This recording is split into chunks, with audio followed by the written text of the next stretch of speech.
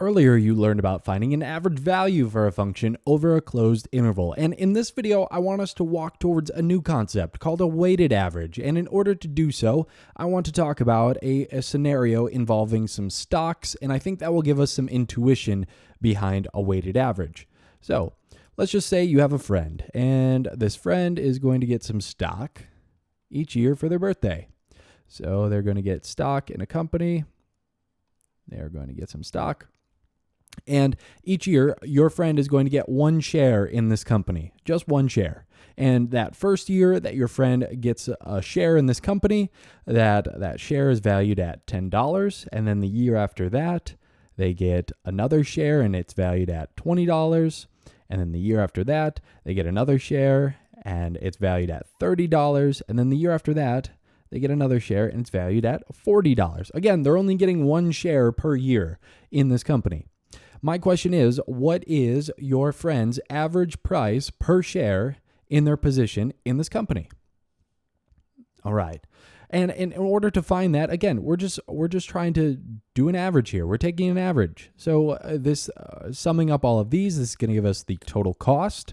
So this is going to be 70 plus 30. So this is $100. That's the total cost that we have. And then finding the average price per share, we're then going to divide by the total amount of shares, which we found to be 4, because your friend's only getting one share per year. So then divide this by 4, and we find that your friend's average position in this company is $25 per share. All right. And now let's say you have this other friend. And your other friend. So we're going to look at their stock now in this company. Your other friend.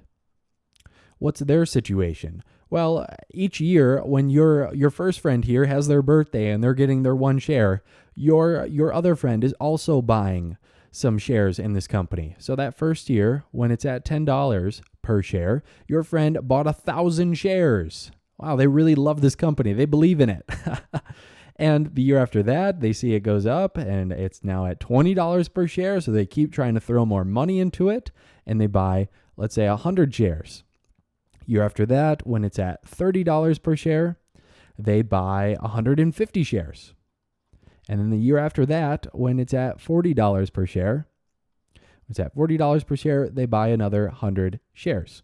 So now in regards to your other friend, this friend here, what is their average price per share in their position of this company? And you would do kind of a similar calculation here. You would calculate what this is up top, and this would represent the total cost. And then you would divide by the total amount of shares. So we have, let me switch to orange. We have 1,000 plus 100, and then plus 150, and then plus 100. And this comes out to, they bought a total of 1,350 shares. And how much did they spend to buy those 1,350 shares? Let's add that up. Let's get my calculator. So we have 10,000 plus 2,000 plus 4,500, and then plus 4,000. So adding this up, our total cost for this friend's total cost on buying all these shares, they spent $20,500. So, and then we have to divide by the total amount of shares, which we found that to be 1350. And our other friend, their average price per share, if we were to round this, is $15.19. So this other friend is $15.19 per share. And let's just look at these. Again, let's compare what's going on here. Why is this so much lower than your first friend? And that's really coming into this concept of a weighted average. You can see that our other friend bought 1,000 shares in this company when it was valued at $10 per share. So that 1,000 shares is really having a ton of weight in this average calculation. That's pulling it down and making it go closer to $10. So that's really the concept behind a weighted average here. Over here, your other friend just got one share each year. So you're just taking an average. But over here, we're buying different amounts at each share price, and that is going to change our average up. And what's going on here? Again, we said that's a weighted average, and this is a discrete kind of setting. But if we were to extend to something continuous, and what we're going to be working with in the next couple videos, we can say that a weighted average in a continuous setting, it's going to be a weighted average in a continuous setting, is going to be the definite integral from a to b of f of x times w of x dx. And then we're going to divide by the definite integral from a to b of w of x dx. And really, what's going on here? This w of x is our weighting function. And if we were to, again, this is a continuous situation, but if we were to make an analogy to our stock example down here, our weighting function is going to be the amount of shares that we buy at each dollar amount here. And then F is going to represent the share price. So you can see that kind of translates. And then in this denominator here, really what this denominator of this weighted average calculation is saying is divide by the total amount of weight. And we already said that our weighting function here is going to represent the amount of shares that we buy. So we're dividing by the total amount of shares. So you can see that play out down here. So I hope this can give you some intuition behind this weighted average calculation.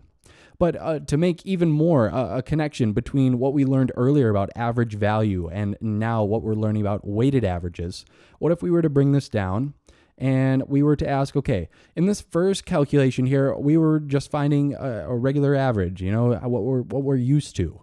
But what's really happening here is we could say that each of these have a weight of 1. We could say that these have a weight of 1. So the question that I want to ask is, okay, what if we were to mess around with this weighted average and let our weighting function be a constant? What would we get? That's the question.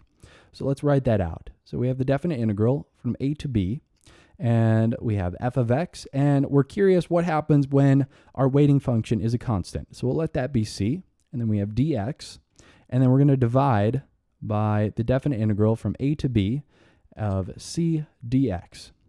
And now what we can do is pull these constants out. So let's pull these constants out, and we get c times the definite integral from a to b of f of x dx.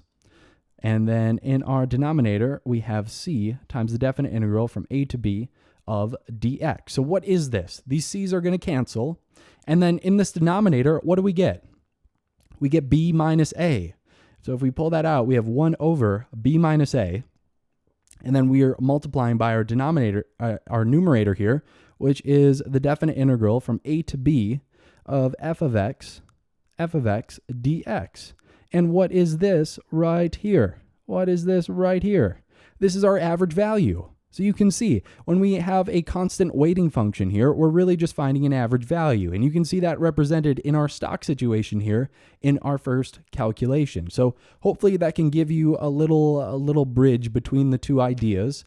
And I really just wanted to give you some intuition behind this. And in the next couple videos, we're going to get some more practice with taking weighted averages, and we'll eventually get to something cool, taking center of mass calculations. So that will be something fun coming up.